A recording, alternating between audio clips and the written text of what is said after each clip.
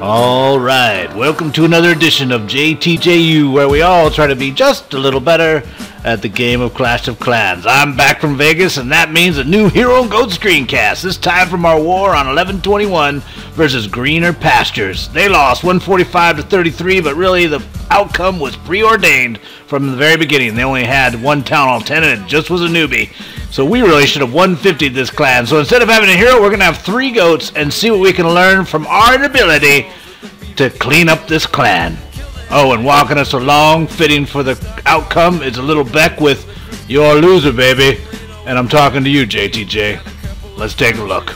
Alright, with goat number 1, he's going to be pulling a GoWiPe. And with GoWiPe, the first thing you want to do is make sure your deployment is right. He did it horrible.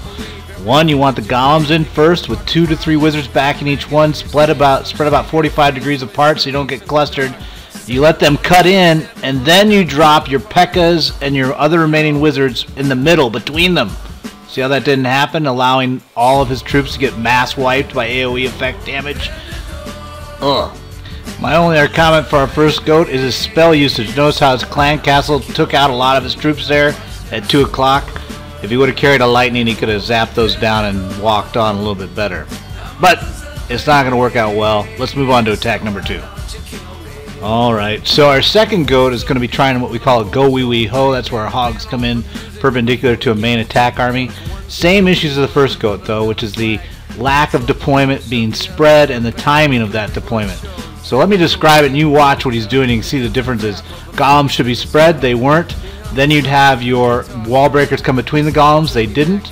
Then you'd deploy your wizards behind that. He clumped them behind the main thrust. He also had one golem going and then another golem going staggered.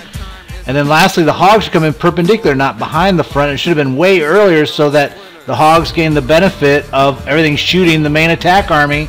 And they come from behind and flank like ancient cavalry would. So a lot of issues here in terms of deployment, where he deployed, the timing of his deployment. While he gets close, I think like a 70%, really, it was over the moment he deployed his first force there. Alright, let's move to the third goat.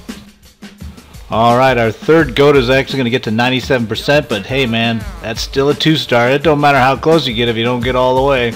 And what the key here is with him is he actually deploys pretty well. Nice spread, wall breakers behind, wizards behind that, main thrust between them, everything's good. Core issues, didn't lightning, didn't take care of one of the 2 heroes, should have attacked from 9 or 3. Those 2 key points, although seeming minor, when you're talking about 3% being the difference between a 3-star and a 2, could have totally changed the game.